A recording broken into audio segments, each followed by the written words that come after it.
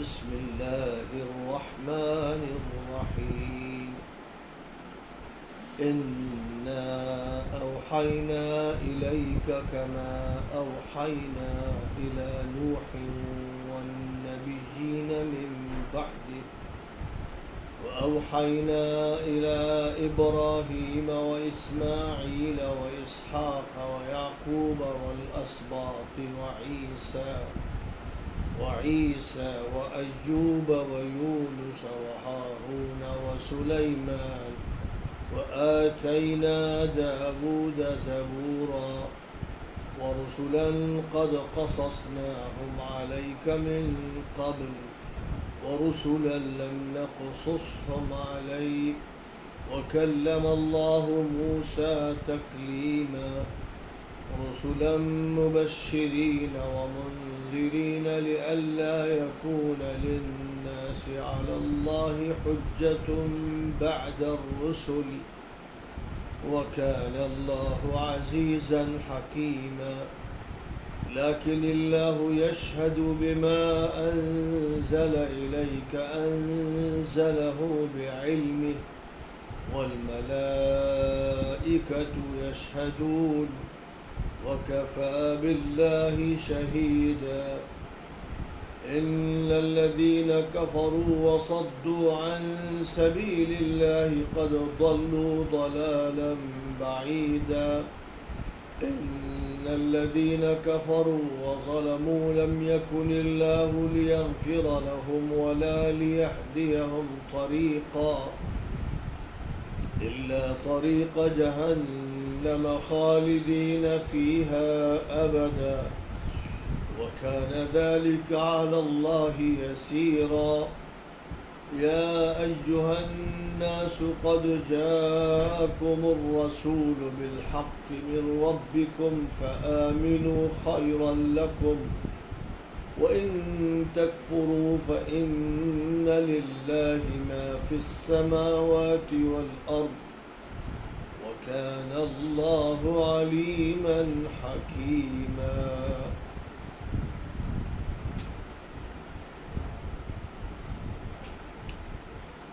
سلسلہ وحی اور مقصد بعثت انبیاء و رسل ہم نے آپ کی طرف اسی طرح وحی کی ہے جس طرح نوح اور ان کے بعد انبیاء کی طرف وحی کرتے رہے اور پیغام بھیجتے رہے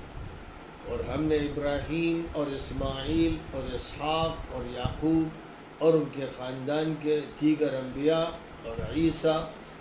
اور ایوب اور یونس اور ہارون اور سلیمان کو وحی سے نوازا اور داود کو زبور عطا کی اور وہ رسول بھی بھیجے جن کا آپ سے پہلے تذکرہ کر چکے ہیں اور ان کے واقعات بیان کر چکے ہیں اور وہ رسول بھی بھیجے جن کا آپ سے پہلے تذکرہ نہیں کیا ہے اور موسیٰ سے خاص طور پر اللہ ہم کلام ہوا رسولوں کو اس لیے بھیجا کہ وہ اہل ایمان کو خوشخبری دے اور نہ ماننے والوں کو خبردار اور آگاہ کر دے اور عذاب الہی سے ڈرا دے تاکہ لوگوں کے پاس رسولوں کی آمد کے بعد اللہ کے خلاف کوئی دلیل و حجت نہ رہے یہ کہنے کا موقع نہ رہے کہ ہمارے پاس کوئی رسول نہیں آیا اور ہمیں ہدایت کے بارے میں کچھ معلوم نہ ہوا اور اللہ غالب ہے اور حکمت والا ہے اللہ گواہ ہے اس کا کہ جس کو آپ کی طرف اس نے نازل کیا اپنے علم کی بنیاد پر نازل کیا اور فرشتے بھی اس حقیقت کے گواہ ہیں ایسے اللہ ہی بحیثیت گواہ کافی ہے دین میں بیجا غلو اور عقائد میں انتہا پسندی جن لوگوں نے انکار کر رکھا ہے اور وہ اللہ کے راستے سے روک رہے ہیں وہ گمراہی میں بہت دور جا پڑے ہیں اور جن لوگوں نے کفر کیا اور زیادتیاں کی اللہ انہیں معاف نہیں کرے گا اور نہ ان کی رہنمائی فرمائے گا انہیں وہ جہنم کا راستہ دکھائے گا جہاں وہ ہمیشہ ہمیش رہیں گے اور یہ اللہ کے لیے آسان ہے اے لوگو تمہارے پاس تمہارے رب کی طرف سے رسول برحق آ چکے ہیں ایمان لے آؤ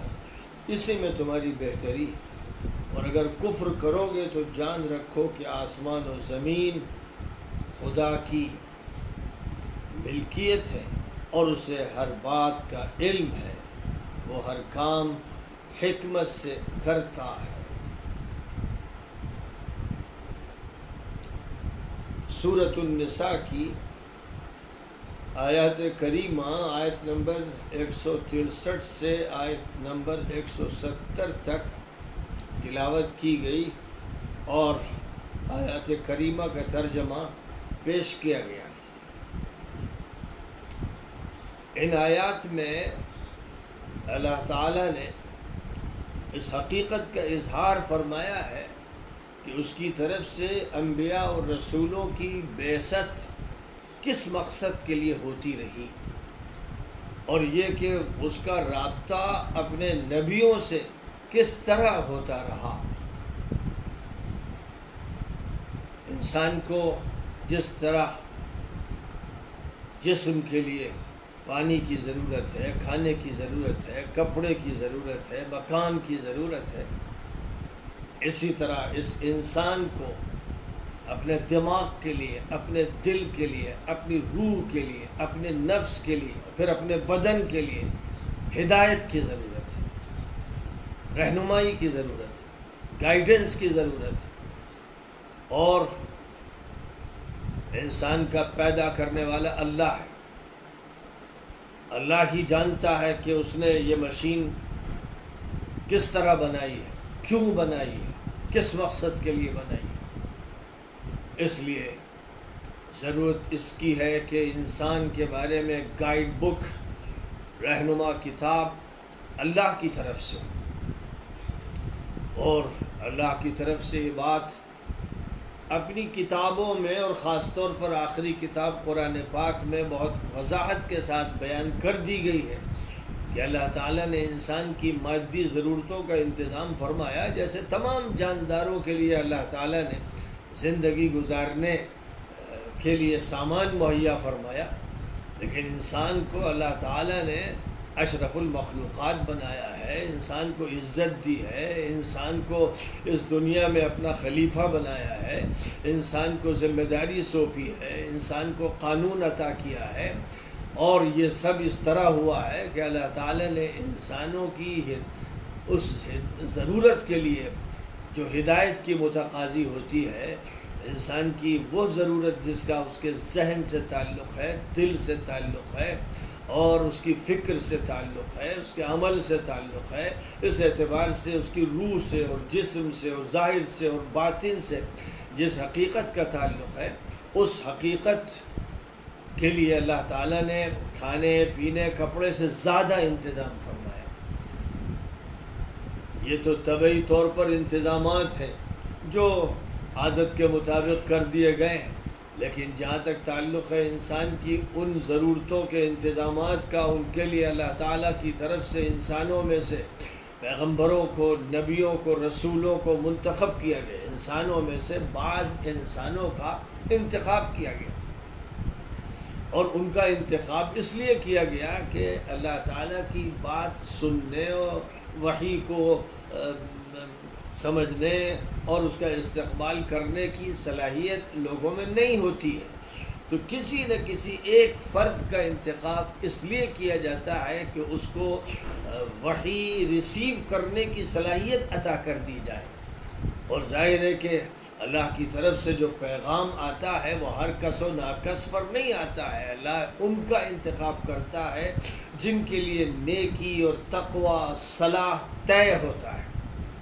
جن کو اللہ تعالیٰ کی طرف سے عصمت عطا کی جاتی ہے، جن کو اللہ کی طرف سے ایک نمونہ بنایا جاتا ہے، جن کو اللہ کی طرف سے پیشوائی عطا کی جاتی ہے،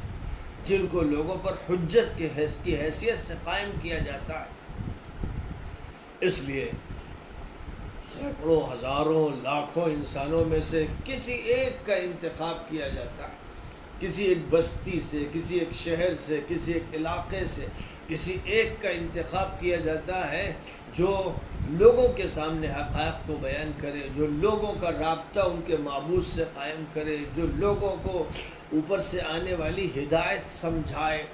جو لوگوں کو اللہ کی کتاب کے مضامین بتائے، جو لوگوں کی زندگی میں رہنمائی کرے اور عملی نمونے ان کے سامنے پیش کرے، اور اس اعتبار سے ان کے اوپر وہ دلیل قائم کر دے، حجت و برہان قائم کر دے، ان کے پاس کوئی عذر نہ رہنے پائے، وہ کسی طرح کی حیل حجت نہ کر سکیں۔ اللہ کی طرف سے جو انتظام کیا جانا ہے وہ پوری طرح کر دیا جائے۔ یہ ایک ایسی حقیقت ہے جس کی تاریخ گواہ ہے، قومیں گواہ ہیں، امتیں گواہ ہیں، اور زمین کا چپا چپا گواہ ہے، اور قبیلے گواہ ہیں، اور قومیں گواہ ہیں۔ یہ ایک ایسی حقیقت ہے، آسمانی کتابوں میں ہی صرف ان کا تذکرہ نہیں ہے، انسانوں کی زندگی، قوموں کی زندگی اور ملت کی زندگی اس کا کھلا ہوا ثبوت ہے۔ قومیں کسی نہ کسی حیثیت سے اللہ کے پیغمبروں کو مانتی رہی ہیں،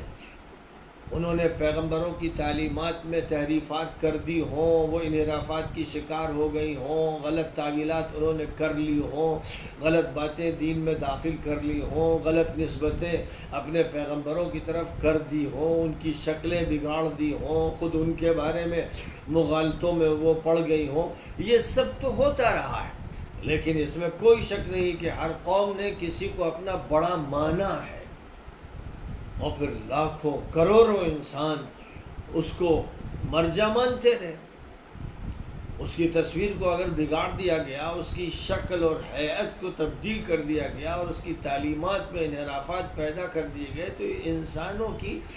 غلطیاں ہیں، اور ان کی علمی اور عملی کوتاہیاں ہیں، اور بلکہ بعض وقت شیاطین الانس کے غلبے سے ان کی گمراہیاں ہیں۔ لیکن حقیقت اپنی جگہ پر یوں ہے کہ اللہ تعالیٰ نے آخری نبی حضرت محمد صلی اللہ علیہ وسلم کو مخاطب کرتے ہوئے یہ فرمایا کہ ہم نے تمہارے پاس جو پیغام بھیجا ہے، ہم تمہیں وحی سے نواز رہے ہیں، تو وہ اسی طرح نواز رہے ہیں جیسے نوح کو اور ان کے بعد کے انبیاء کو نوازا۔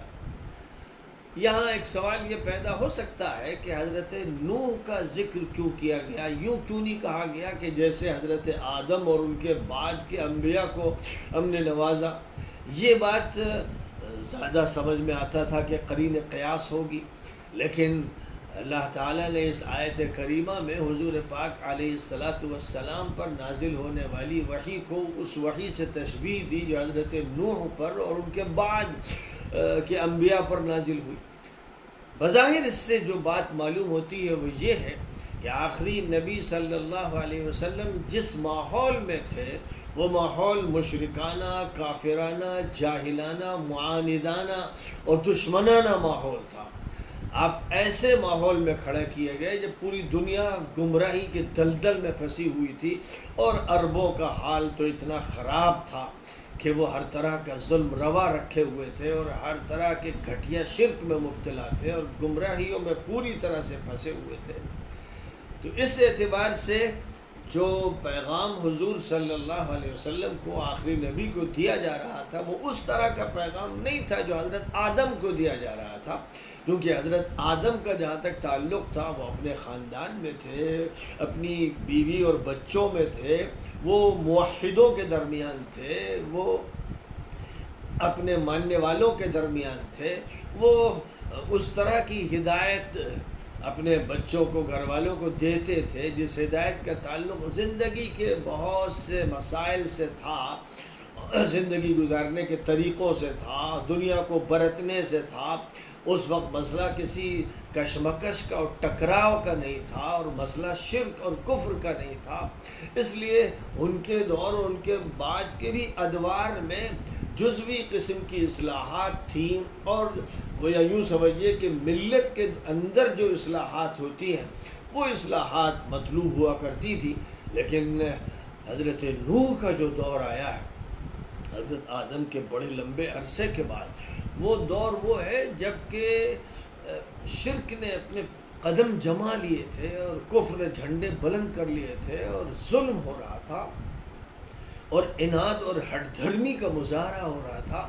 اور لوگوں کا حال یہ تھا کہ ہدایت قبول کرنے کے لیے تیار نہیں تھے۔ ایک شدید کشمکش پیدا کر رکھی تھی۔ حضرت نوح علیہ السلام کا سامنا جن لوگوں سے تھا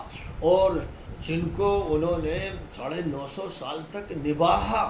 اور وہ اپنا کام ان کے بیچ کرتے رہے، وہ لوگ بڑے پکے مشرک تھے، کٹے کافر تھے، بڑے ظالم تھے۔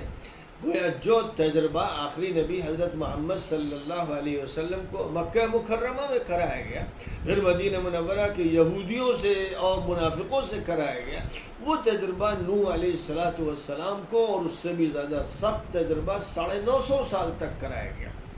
پھر نوح علیہ السلام کے آخری دور میں جو طوفان آیا، جس طوفان سے بس وہ لوگ بچے جو ان کی کشتی میں سوار تھے، اور پھر ان کے ذریعے سے جو نسل وجود میں آئی طوفان کے ختم ہونے کے بعد، اور پھر کشتی سے اتر کر پہاڑ سے نیچے آ کر دوبارہ آبادی کا سلسلہ شروع ہوا، تو ایک طویل زمانہ اور صدیاں بیت گئیں،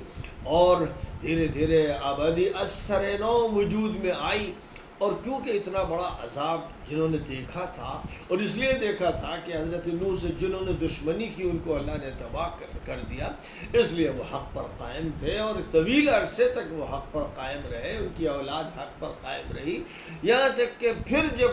بگاڑ کا دور آیا، اور اس بگاڑ میں سر فہرست قرآن پاک میں حضرت نوح کی قوم کے بعد قوم عاد کا ذکر کیا جاتا ہے، جن میں حضرت ہود علیہ السلام کو بحیثیت پیغمبر کے برپا کیا گیا۔ پھر ایک طویل عرصہ ان کے درمیان، حضرت صالح کے درمیان گزرا ہے، علاقے بھی الگ ہیں، زبانیں بھی الگ ہیں، قومیں بھی الگ ہیں، تو بہرحال قوم سمود کا دور آیا۔ اس طرح ایک قوم اور دوسری قوم کا جو درمیانی عرصہ ہے وہ بہت بڑا عرصہ ہے۔ اس سلسلے میں تورات میں جو تاریخیں پیش کی گئی ہیں اور جس طرح ادوار کی ترجمانی کی گئی ہے، وہ سب غیر معتبر ہے، وہ مدلل حقیقتیں نہیں ہیں، اس لیے بس تقریب کے لیے ان کا استعمال کیا جا سکتا ہے۔ یقینی طور پر ان تاریخوں کا تذکرہ نہ کرنا چاہیے اور نہ انہیں ماننا چاہیے۔ بہرحال یہاں جو بات سامنے آ رہی ہے کہ نوح علیہ السلام کو اللہ تعالیٰ نے جس طرح مخاطب کیا اور قوم کے بارے میں جو ہدایات دی، ایسے ہی بعد کے انبیاء کو ہدایت دی جاتی رہیں، بعد کے پیغمبروں کو ہدایت دی جاتی رہیں، یہاں تک کہ خاتم النبیین حضرت محمد مصطفیٰ صلی اللہ علیہ وسلم برپا کیے گئے۔ اب جن پیغمبروں کا نام اس مقام پر لیا گیا کہ نوح علیہ السلام کے بعد کے دور میں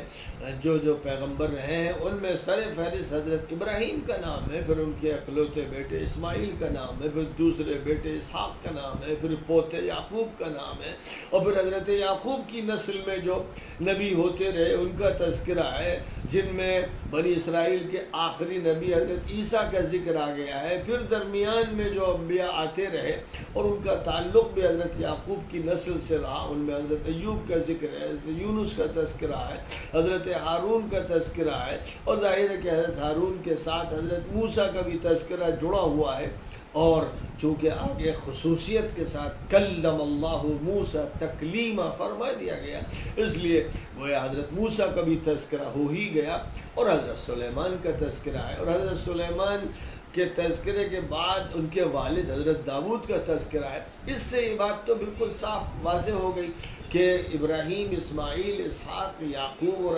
الاسباط تک تو زمانے کی ترتیب برقرار رکھی گئی، لیکن اس کے بعد عیسیٰ مقدم کر دیے گئے، جبکہ وہ سب سے زیادہ مؤخر تھے، اور ایوب اور یونس اور ہارون اور سلیمان اور داؤد کے جو تذکرے ہوئے تو اس میں تاریخی ترتیب ملحوظ نہیں رکھی گئی ہے۔ یقیناً اس میں حکمتیں ہوں گی، اور یہ حکمتیں ایسی ہیں کہ جو حکمتیں ابھی بھی مخفی ہیں کہ اس ترتیب میں کیا کیا حکمتیں اللہ کے پیش نظر رہی ہیں، لیکن بہرحال یہ وہ پیغمبر ہیں جن کا اللہ تعالیٰ نے قرآن پاک میں مختلف مقامات پر تذکرہ فرمایا ہے، اور ان کے الگ الگ واقعات بیان کیے ہیں، کسی صورت میں، کسی سیاق میں، اور کچھ آیات میں کسی خاص سیاق میں، خاص ماحول میں، تذکرہ فرمایا گیا ہے، اور اللہ کی طرف سے جو کتابیں عطا کی گئیں، اس مقام پر ان کتابوں میں سے صرف زبور کا تذکرہ ہے، جو حضرت داؤد علیہ السلام کو اللہ کی طرف سے کتاب عطا کی گئی اور منظوم کتاب دی گئی، اور پیغمبروں کو منصور کتابیں دی گئی، نثری تحریر کے ساتھ کتابیں عطا کی گئی، لیکن حضرت داؤد کو نغمے عطا کیے گئے، الہی گیت عطا کیے گئے، اور اس کا نام زبور رکھا گیا، اور زبور کے معنی بھی مکتوب کے ہوتے ہیں، یعنی ایک لکھی ہوئی چیز اور ایک تحریر حضرت داؤد علیہ السلام کو عطا کی گئی۔ اب یہ الگ بات ہے کہ تورات کے نام سے ہمارے سامنے جو کتاب موجود ہے وہ نہیں ہے جو حضرت موسیٰ علیہ السلام پر نازل ہوئی تھی، اور حضرت موسیٰ علیہ السلام پر جو حصہ نازل ہوا وہ دنیا میں محفوظ نہیں ہے۔ اب اس کے بعد جو کچھ بھی ہے وہ بعد کے دور میں لکھا گیا، اور ابتدائی 5 ابواب جو ہیں ان کا تعلق حضرت موسیٰ کی تورات سے قرار دیا جاتا ہے، لیکن اس کے بعد پھر صحیفے، بہت سے پیغمبروں کے صحیفے ہیں اور کچھ حکیمانہ باتیں ہیں جو تورات میں شامل کر دی گئی ہیں، اور بنی اسرائیل کے 17 صحائف صحیفے اس میں درج کر دیے گئے ہیں، حضرت یسعیاہ نبی، حضرت یرمیاہ نبی، حضرت حزقیل نبی، حضرت آموس نبی، اور ان کے علاوہ دیگر انبیاء کے صحیفوں کا تذکرہ ہے، پیشین گوئیوں کا تذکرہ ہے، تعلیمات کا تذکرہ ہے، تنقیدات کا تذکرہ ہے۔ اب اس میں سے کتنا صحیح ہے کتنا صحیح نہیں ہے، اس کو سمجھنے کے لیے قرآن پاک کا آئینہ سامنے رکھ لیجئے تو آج بھی واضح ہو جاتا ہے کہ کہاں پر بات انبیاء کی ہو رہی ہے، کہاں پر ایسی بات ہو رہی ہے جس کو وحی الہی سے مناسبت ہے، کہاں پر بات موحدانہ رنگ و آہنگ کے ساتھ ہو رہی ہے، اور کہاں پر لچ پچ قسم کی لچر باتیں ہو رہی ہیں، فضول باتیں ہو رہی ہیں، الحاقی باتیں ہو رہی ہیں، بلکہ وحی الہی سے بالکل متضاد باتیں ہو رہی ہیں، ایسی باتیں بھی ہو رہی ہیں جو توحید کے خلاف ہیں۔ تو تورات میں یہ سب کچھ ہے، اس میں حق بھی ہے اور باطل بھی ہے۔ نبی صلی اللہ علیہ وسلم نے اسی لیے یہ بات ارشاد فرمائی تھی کہ عام حالات میں جو ہمارا موقف ہوگا وہ لا نصدقہم ولا نکذبہم کا ہوگا، یعنی جو باتیں ایسی ہیں کہ وہ قرآن سے ٹکراتی نہیں ہیں اور قرآن میں درج بھی نہیں ہے، تو اس طرح کی جو غیر جانبدار باتیں ہوں گی اس میں ہم نہ ان کی تصدیق کر سکیں گے اور نہ ان کو جھٹلا سکتے ہیں، کیونکہ ہمارے پاس اس کی بھی دلیل نہیں ہے کہ ہم یہ کہیں کہ یہ جھوٹی معلومات ہے، اور ان کی تصدیق کریں اس کا بھی ثبوت نہیں ہے، اس کی بھی سند نہیں ہے،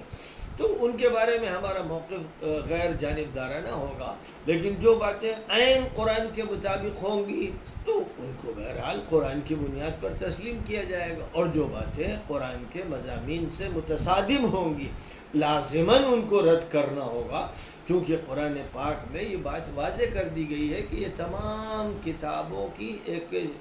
جامع کتاب ہے، جس میں اختصار کو ملحوظ رکھتے ہوئے سابقہ انبیاء اور پیغمبروں کی تعلیمات کو بھی جمع کر دیا گیا ہے، اور اللہ نے جو کتابیں پہلے اتاری تھیں ان کتابوں کے لیے قرآن کو نگراں بنا دیا گیا ہے۔ قرآن کی حیثیت یہ ہے کہ وہ ایک تنقیدی کتاب ہے ماضی کی تمام کتابوں کے بارے میں، اس لیے جب تک قرآن کی چھلنی سے کتاب کے مضامین گزر نہ جائیں اور قرآن کے آئینے میں وہ صاف ستھرے نظر نہ آئیں، اس وقت تک ان کو قبول نہیں کیا جا سکتا ہے۔ حضرت داؤد کی زبور کا جہاں تک تعلق ہے، جس کو بھی ایک حصہ تورات کا بنا دیا گیا ہے، تو اس میں بھی جو گیت ہیں، جو نغمے ہیں، بہت سے ایسے ہیں کہ جن میں بالکل صاف رنگ اور آہنگ موحدانہ ہے، اور یہ محسوس ہوتا ہے کہ اللہ کا بندہ بول رہا ہے، اللہ کا نبی بول رہا ہے اور اللہ بول رہا ہے۔ بہت سی جگہوں پر یہ رنگ بالکل واضح ہے، لیکن بہت سے ایسے مقامات بھی ہیں کہ جہاں پر یہ محسوس ہوتا ہے کہ یہ کلام اللہ کا کلام نہیں ہوگا، یہ کلام پیغمبروں کا کلام، امثال سلیمان، حضرت سلیمان کی مثالیں اور ان کے طرف سے بیان کردہ واقعات، اس عنوان سے بھی ایک باب ہے تورات میں، لیکن اس میں بھی ایسی بہت سی چیزیں ہیں جو بالکل منفی ہیں اور وہ کلام الہی سے متضاد ہیں اور حق کے پیمانے پر وہ پوری نہیں اترتی ہیں، اس لیے ان کو قبول نہیں کیا جا سکتا ہے۔ حضرت ایوب کا جہاں تک تعلق ہے، ان کا تو صبر مثالی ہے اور تورات میں ان کے صبر کا ذکر کیا بھی گیا ہے، اور قرآن میں تو خاص طور پر ان کے مقام اور ان کے صبر اور ان کے تحمل کا تذکرہ ہے کہ کس طرح آزمائشوں سے وہ گزرے۔ لیکن حضرت ایوب کے صحیفے میں جو تورات میں درج ہے، پھر ساتھ ہی ساتھ ایسے واقعات بیان کیے گئے ہیں اور حضرت ایوب کی ایسی شکایتوں کا تذکرہ ہے کہ جیسے دل بھر آیا اور وہ اللہ کے شاکی ہو گئے۔ اب وہ اللہ کے خلاف شکایتیں کرتے رہے اور لوگ ان کو سمجھاتے تھے اور ان کو مطمئن کرتے تھے۔ یہ عجیب تصویر، ایسے تضادات سے تورات بھری پڑی ہوئی ہے، اور تورات کے صحیفے اتنے زبردست کنٹرڈکشنز کے شکار ہیں کہ ایک عام قسم کا آدمی بھی اگر ان کو پڑھے تو اس کے دل پر کئی جگہ چوٹ لگتی ہے، اور وہ یہ سوچتا ہے کہ کیا کسی آسمانی کتاب میں یہ مضامین ہو سکتے ہیں؟ کیا اللہ کی طرف سے وحی ان مضامین پر مشتمل ہو سکتی؟ یعنی طرح طرح کے شکوک و شبہات پیدا ہوں گے۔ یہی وجہ ہے کہ یہودیوں کے ہاں بے دینی عام ہوئی اور پوری دنیا میں بے دینی پھیلانے کا انہوں نے ٹھیکہ لے لیا، اور انہوں نے اللہ کی جو نافرمانیاں کی ان کے نتیجے میں وہ مغضوب علیہم بن گئے، ملعون بن گئے۔ وجہ اس کی یہی تھی کہ انہوں نے اپنی کتاب میں تحریفات کی اور وہ اتنے زیادہ ڈھیٹ ہو گئے، جری ہو گئے کہ گویا وہ اللہ تعالیٰ کی کتاب میں رد و بدل کرنے لگے اور جو چاہا انہوں نے شامل کر دیا۔ تو اس طرح سے اپنی خواہشات اور اپنے منصوبے اور اپنی پلاننگ بھی انہوں نے اللہ کی کتاب میں داخل کر دی۔ قرآن میں یہ بات کہی گئی ہے کہ وہ اپنے ہاتھوں سے لکھ لکھ کر چیزوں کو داخل کرتے رہے اللہ کی کتاب میں، اور یہ دعویٰ کرتے رہے کہ یہ اللہ کی وحی ہے۔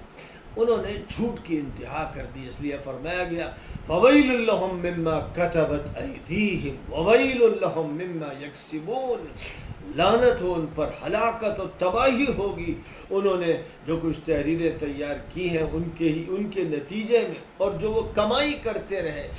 اس طرح کی فتوی بازی سے، وہ ان کے لیے لعنت بن جائیں گے۔ تو یہ صورتحال ہے، لیکن اب اللہ تعالیٰ یہاں یہ فرما رہا ہے کہ ہم نے پیغمبروں کو مبعوث کیا اور ان کو کتابیں عطا کی، اور ہم نے ان کو اس لیے بھیجا کہ وہ ایمان والوں کو خوشخبری دیں اور جو لوگ ابھی کفر سے وابستہ ہیں ان کو ڈرا دیں اللہ کے عذاب سے۔ اور یہ فرمایا کہ اس لیے یہ کیا گیا تاکہ کسی بھی انسان کے پاس رسولوں کی آمد کے بعد اللہ کے خلاف کوئی دلیل و حجت باقی نہ رہ سکے، کوئی یہ نہ کہہ سکے دنیا کے کسی بھی خطے میں کہ ہم اللہ کے پیغام سے واقف نہیں، ہم تو اللہ کو نہیں جانتے، ہم تو نبی کو نہیں جانتے، یہ کہنے کا موقع نہ رہے۔ قرآن پاک میں چونکہ یہ بات فرمائی گئی ہے کہ ہر قوم میں ہم نے نبی بھیجا، ہدایت دینے والا بھیجا، یعنی وہی بات کہ جس طرح اللہ نے جسمانی ضروریات کے لیے پانی، کھانا اور دیگر چیزوں کو پیدا فرمایا اور انسان کی زندگی کے لیے جو وسائل مطلوب ہیں سب عطا کیے، تو ظاہر ہے کہ انسان کی زندگی کی جو سب سے بڑی ضرورت ہے، یعنی ہدایت کی ضرورت، رہنمائی کی ضرورت، اس کا اللہ کی طرف سے بڑی سخاوت سے انتظام کیا گیا۔ اور صرف یہ نہیں کہ انتظام کیا گیا، بلکہ جس کو بھی اللہ نے پیغمبر بنایا، نبی بنایا، اس نے بڑی مشقتوں، بڑی مصیبتوں، بڑی آزمائشوں سے گزر کر اپنا کام انجام دیا، یہاں تک کہ کتنے ایسے نبی بھی رہے جن کو شہید کر دیا گیا، اور باقی کوئی نبی ایسا نہیں رہا جس کو ستایا نہ گیا ہو، گالیاں نہ دی گئی ہوں، جس پر سخت تنقیدیں نہ کی گئی ہوں، جس کے بارے میں یہ نہ کہا گیا ہو کہ یہ ہمارے بزرگوں کے خلاف، ہمارے اسلاف کے خلاف بات کر رہا ہے، یہ نئی بات لے کر آیا ہے۔ یہ تو تقریباً تمام پیغمبروں کی قوموں کی مشترک بات ہے۔ اللہ کا کہنا یہ ہے کہ ہم نے کسی کو بھی اس معاملے میں تشنا نہیں چھوڑا، اور مقصد یہ تھا کہ لوگوں کے پاس کوئی حجت باقی نہ رہے، وہ یہ نہ کہہ سکیں کہ ہمارے پاس کوئی آگاہ کرنے والا نہیں آیا۔ اور اللہ تعالیٰ نے جو کچھ بھی اتارا اپنے اس علم کی بنیاد پر اتارا جو ازلی ہے، ابدی ہے، جامع ہے، ہمگیر ہے، جس کے گواہ فرشتے بھی ہیں۔ اور ظاہر ہے کہ اللہ کی گواہی کے بعد تو کسی کی گواہی کی ضرورت ہے ہی نہیں۔ اب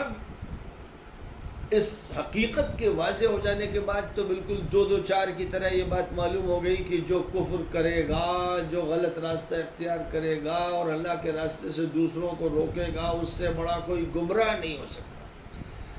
جب اللہ کی طرف سے سارے انتظامات کر دیے گئے، اس کے باوجود ہدایت کوئی حاصل کرنے کے لیے تیار نہیں ہے، تو ایسے ہی کہ صاف شفاف پانی موجود ہے اور پھر اس کے قریب بیٹھا ہوا انسان پیاس سے مر رہا ہے، کھانا موجود ہے لیکن اس کو نہ کھا کر خودکشی کر رہا ہے، یا صاف ستھرا پاک اور طیب و حلال کھانا موجود ہے لیکن حرام میں گندے کیڑے کی طرح منہ ڈال رہا ہے، تو جو یہ کر رہا ہے، صاف ستھرا پانی موجود ہے، کیچڑ پی رہا ہے، تو ظاہر ہے کہ ایسا باولا، ایسا مجنون، ایسا خبیث اور شیطانی انسان اسی کا مستحق ہے کہ پھر اس کو مغفرت عطا نہ کی جائے، ہدایت نہ دی جائے، جہنم میں ڈالا جائے۔ یہی بات یہاں صاف کھول کر بیان کر دی گئی کہ اتنے انتظامات کے باوجود پھر بھی اگر ہدایت قبول نہیں کی جاتی تو پھر عذاب بڑا سخت ہوگا۔ یہیں سے یہ بات بھی معلوم ہو گئی کہ آخری نبی حضرت محمد صلی اللہ علیہ وسلم کی آمد کے بعد، جن کے ذریعے اللہ تعالیٰ نے جزیرۃ العرب کے لوگوں تک ہدایت پہنچا دی، اب رسول صلی اللہ علیہ وسلم کی امت کے جو علماء ہیں، جو داعی ہیں، جو مبلغ ہیں، بلکہ یوں کہیے کہ امت کا ہر فرد اس کا ذمہ دار ہے کہ وہ آخری نبی کی بات ہر انسان تک پہنچائے، کیونکہ جو کام انبیاء کو سونپا گیا تھا وہ کام اب اس امت کو سونپ دیا گیا، اور اللہ کی طرف سے یہ کہہ دیا گیا کہ کنتم خیر امت اخرجت للناس تأمرون بالمعروف وتنہون عن المنکر وتؤمنون باللہ، تم بہترین امت ہو، لیکن اس طرح کے تمام انسانوں کے لیے تمہیں برپا کیا گیا، اور کام یہ ہے کہ بھلائی کا چلن کرو، اس کی تلقین کرو، اس کا حکم دو، اس کی بات کرو، اس کی دعوت دو، برائی سے روکو، برائی کا ماحول ختم کرو، برائی سے مقابلہ کرو، برائی کو صاف کرو، اور اللہ پر یقین رکھو، ایمان رکھو۔ یہ کام اس امت کو سونپ دیا گیا، اور نبی صلی اللہ علیہ وسلم نے سن 10 ہجری میں حجۃ الوداع کے موقع پر عرفات کے میدان میں جو تقریر فرمائی، جو اصول بیان فرمائے، جو حقائق بیان فرمائے، تو آپ نے اس کے بعد یہ بھی کہہ دیا 1,24,000 ان افراد سے جو آپ کے مخاطب تھے کہ الا فلیبلغ الشاہد الغائب، سن لو کان کھول کر کے، جو بھی یہاں موجود ہیں ان کی ذمہ داری ہے کہ وہ غیر موجود لوگوں تک بات پہنچائیں۔ تو جس علاقے سے بھی کوئی ایک فرد بھی آیا ہے، اب اس کی ذمہ داری ہے کہ وہ اس علاقے کے ہر انسان تک بات پہنچائے، نبی کا پیغام پہنچائے، اللہ کی وحی پہنچائے، دین کی دعوت پہنچائے۔ یہ وہ ذمہ داری تھی تو جو آخری نبی اپنی امت کو دے کر تشریف لے گئے۔ اب اس امت کی ذمہ داری، اور اس ذمہ داری کو جب ادا کیا گیا تو ملک کے ملک ہدایت یافتہ ہو گئے۔ ہندوستان کے مسلمانوں کو یاد رکھنا چاہیے کہ ان کی جو سب سے بڑی ذمہ داری تھی اور ہے اور رہے گی، وہ یہ ہے کہ اس ملک میں جتنی قومیں بستی ہیں، جتنے مذہب کے لوگ ہیں، جتنے قبیلوں، خاندانوں، برادریوں کے لوگ ہیں، جہاں جہاں ہیں، ان میں سے کوئی فرد ایسا باقی نہیں رہنا چاہیے جس تک آخری نبی کی بات نہ پہنچ جائے اور اللہ کا کلام نہ پہنچ جائے، اور جس کے سامنے توحید کی اور رسالت کی اور آخرت کی حقیقت نہ بیان کر دی جائے، اور جس کو نماز کی دعوت نہ دے دی جائے، اور جس کو حق نہ بتا دیا جائے۔ بغیر اس کے جو بھی راستے اختیار کیے اس امت نے، جب اس انبیائی طریقہ کار کو چھوڑ کر خالص سیاسی طریقے، مادی طریقے اور مصالح کے لیے جو طریقے اختیار کیے گئے، ان طریقوں میں ناکامی ہی ناکامی ہوتی رہی۔ جو لوگ ابتدائی صدیوں میں آئے، جو اللہ کے نیک بندے اس ملک میں آئے، ان کے ذریعے سے لاکھوں انسان اسی ملک کے اسلام میں داخل ہوئے، اور اس کے بعد جب لوگوں نے ٹکراؤ کی پالیسی اختیار کی، فقہی مسائل کو سامنے رکھ کر انگریزوں سے ٹکرائے، اور اس کے بعد پھر جو دور ان کو ملا، اس دور میں وہ ایک طرح کی سیاست پر عمل کرنے لگے جو بیمار سیاست تھی، دق زدہ، کینسر زدہ سیاست۔ اس میں جو لوگ مشغول رہے وہ مسلسل چوٹ کھاتے رہے، اور ان کے لوگ ٹوٹتے رہے اور بگڑتے رہے، اور ان کی تہذیب اور ان کا تشخص اور ان کی ثقافت لٹتی رہی۔ اور آج جس جگہ پر وہ کھڑے ہیں اس کی تفصیل بتانے کی ضرورت نہیں ہے، ہر آدمی کو معلوم ہے کہ میں کہاں کھڑا ہوں۔ یہ اس لیے ہوا کہ جو بات ابھی گزری کہ اللہ نے پیغمبروں کے سلسلے کو جاری کیا تھا اور لوگوں پر حجت کے لیے ان کو مبعوث کیا تھا، یہ حجت قائم ہونی چاہیے، یہ دلیل سامنے آنی چاہیے، اور لوگوں کے سامنے پوری طرح حق واضح ہونا چاہیے۔ یہ اصل ذمہ داری ہے، اور جو بھی ہماری مخاطب قوم ہے اس کی زبان میں اس سے بات کرنی ہے، اپنی زبان میں بات صرف گو کر کے نہیں کرنی ہے۔ یہ ہدایت اللہ تعالیٰ کی طرف سے بڑی وضاحت کے ساتھ دے دی گئی ہے، اور اس میں کوئی بھی خلا نہیں چھوڑا گیا ہے، اس لیے اس کو یاد رکھا جائے۔ اور پھر یہ فرمایا گیا لوگو یا ایھا الناس، لوگو اے انسانوں، خطاب جو ہو رہا ہے اب تمام مذاہب کے لوگوں سے، تمام ملکوں کے لوگوں سے، تمام جگہ بسنے والے انسانوں سے، خطاب سب سے ہو رہا ہے، اور یہ کہا جا رہا ہے قد جاءکم الرسول بالحق من ربکم، اللہ کے پیغمبر، آخری پیغمبر، خاتم النبیین، پوری انسانیت کے لیے جن کو بھیجا گیا، جو رحمت للعالمین ہے، وہ اب تمہارے پاس آ چکے۔ اے لوگوں، ظاہر ہے کہ لوگوں سے مراد صرف عرب نہیں تھے، صرف عجم نہیں تھے، صرف مکے یا مدینے کے لوگ نہیں تھے، بات پوری انسانیت سے کہی جا رہی ہے۔ جہاں تک نبی نے براہ راست بات پہنچائی وہاں تک پہنچا دی، اور جہاں تک براہ راست آپ نہیں پہنچا سکے آپ نے اپنی امت پر ذمہ داری ڈال دی کہ تم کو ہمیشہ ہمیش کے لیے یہ فریضہ یاد رکھنا ہے کہ جن تک میں نہیں پہنچا ان تک تمہیں پہنچنا۔ فرما دیا گیا کہ رسول حق لے کر تمہارے رب کی طرف سے تمہارے پاس آ چکے ہیں، اب اسی میں تمہارے لیے خیر ہے، بھلائی ہے، بہتری ہے کہ ایمان لے آؤ، اور اگر ایمان نہیں لاؤ گے تو یاد رکھو کہ آسمانوں اور زمین کا مالک اللہ ہے، تم اس کی گرفت سے باہر نہیں جا سکو گے، اور اس کا علم ایسا ہے کہ ہمگیر ہے، کوئی چیز اس سے مخفی نہیں ہے، اور اس کے فیصلے حکیمانہ ہیں، وہ ڈھیل دیتا ہے اپنی حکمت کے لیے، لیکن بہرحال جو نافرمانی کریں گے ان کی پکڑ ہوگی، اور جو فریضہ ادا نہیں کریں گے، خوب سن لیں مسلمان، خوب سن لیں مسلمان، کہ یہ پکڑ صرف ان کی نہیں ہوگی جو کافر و مشرک کہلا رہے ہیں، یہ پکڑ پہلے ان مسلمانوں کی ہوگی جنہوں نے امانت میں خیانت کی ہے، جنہوں نے دعوت منتقل نہیں کی ہے، جنہوں نے بات نہیں پہنچائی ہے، جو ایک محلے میں رہتے ہوئے، ایک ساتھ سفر کرتے ہوئے، ایک دکان سے سودا لیتے ہوئے اس کی توفیق نہیں حاصل کر پائے کہ توحید کی بات کہہ دیں، کسی غیر مسلم کو اللہ کی معرفت عطا کر دیں، پیغمبر سے شناسا کر دیں، فکر آخرت پیدا کر دیں، یہ وہ غفلت ہے، یہ وہ جہالت ہے، یہ خیانت ہے جس میں پوری قوم تقریباً مبتلا ہے۔ جو لوگ بھی اس میں فریضہ دعوت کا انجام دے رہے ہیں اور مسلمانوں کے بیچ بھی جو غیر مسلموں کی طرح بن گئے ہیں ان کو بھی جگا رہے ہیں اور غیر مسلموں کو بھی سمجھا رہے ہیں، خال ایسے لوگ ہیں، لیکن جو لوگ بھی ہیں تو وہ تو اپنے لیے نجات کا سامان کر رہے ہیں، اور جو یہ نہیں کر رہے ہیں دکانوں پہ جاتے ہیں، غیر مسلم کی دکان سے گھی لیتے ہیں، دہی لیتے ہیں، چاول لیتے ہیں، گیہوں لیتے ہیں، اپنی زندگی کی، اپنی پیٹ کی جہنم کو بھرنے کے لیے ضرورت کی ہر چیز لیتے ہیں، اور پھوٹے منہ سے بھی اللہ کا تعارف نہیں کراتے۔